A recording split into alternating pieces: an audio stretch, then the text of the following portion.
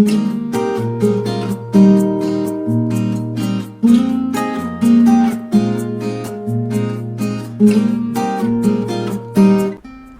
right, let's do this. So, this series of Work With Me, instead of talking while I draw, I'm drawing for the 10 minutes. In this case, it's going to be around 12 minutes. I'm just going to talk afterwards over this. And I think this example of me doing this is just an example of figuring out how to be a little more efficient, a little more, see, even this, I blank on words, which is okay. What am I trying to say? Efficient, trying to be a little more like, well, productive. Try to make this more productive, because I call it Work With Me. I call this Work With Me, but with the intention of thinking like people are going to watch this and draw with me. But I think in the end, it's just learning how to work with me, myself, me being me myself. So work with me. And I guess it's kind of like everything I do every day is I learn how to work with me. And if you want to draw along with me, that's okay. Or if you just want to watch this and hear me ramble and yak it up, like my primo Michael says, yakety yakety yakety, then you can do that too and just watch the little steps that I take. And I'm going to zoom in a little bit after, in a little bit, because I realized I was kind of far. But yeah, and these steps that I took, these lines, I don't think I was the sharpest today, but the idea is just to move forward, man, just to commit to that line, commit to that movement, and repeat, right? Because, you see the example of you just take one side how you do, and then you just repeat it on all 4 sides, or in this case, 8 sides, whatever it is. So in my other life, besides the creative life, I've been kind of forced to be way more efficient with my time and understand how to organize myself. I'm working a lot more with computers, which is cool. But this whole aspect of learning how to be efficient, I think is super necessary, I guess, to kind of try to see that and feel that in all parts of my life all day, right? And I know for a fact I can be way more efficient. Like, I'm not the best with my time. I get caught on Instagram and YouTube and Facebook and all that. But I try my best to, okay, put it down, go play a couple songs, draw a little bit, read a little bit.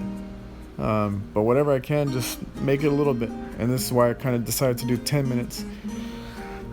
Excuse me. Because the idea is, just give yourself 10 minutes. Don't overwhelm yourself thinking like I need to draw or play or practice for an hour. Give yourself that buffer to start build up that stamina. Because a lot of this is stamina for your brain, for your eyes, for your imagination, even just for yourself to consider like I'm okay where I am, and I know where I can be. I don't know what it looks like for me to be there, but I know I can get there. In this case, for me, starting a drawing like this, at this size, and bigger, just considering like, okay, the idea is just start. Sometimes it gets overwhelming because I don't know where I'm going with these drawings sometimes, but it's good practice for me just to go. Doesn't matter if you know where you're going, just go. Pick a move and go with it.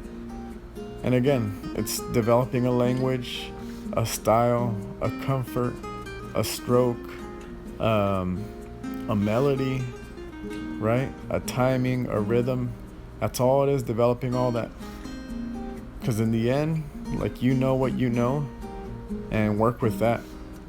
Like, don't worry about the things you don't know. Like, watercoloring is something I want to get into. I would like to get into it. Not that I don't want to, I would like to. Because if I wanted to, I would do it.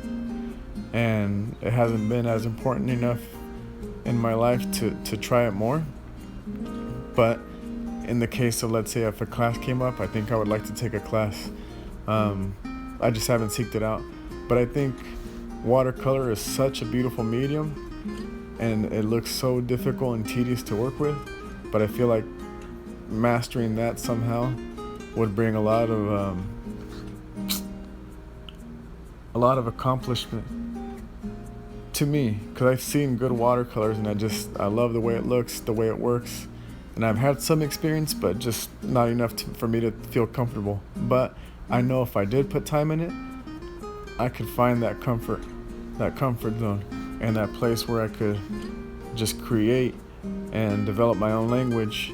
And I can kind of do it now based on my own understanding of my creativity and putting it to watercolor.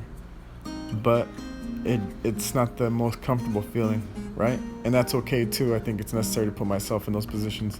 In fact, that's been something I've been kind of considering these last couple days, especially last couple weeks, because of music and creating, and even some of these videos of thinking like, I don't know if anybody's gonna watch it, but I was just thinking like, I like making these videos. It doesn't matter if people are going to watch it. I like making them because, one, it documents the work. Then at the same time, it's the same concept of this drawing of just do it. Just start small, go basic, go simple. Don't overthink it.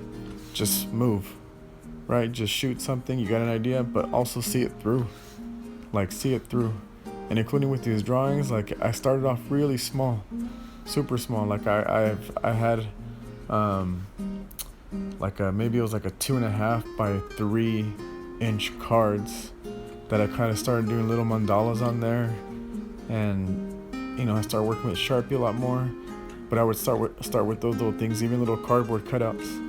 I would cut them out in small little squares and just work it out, and then I started going bigger and more detail with the smaller pin size.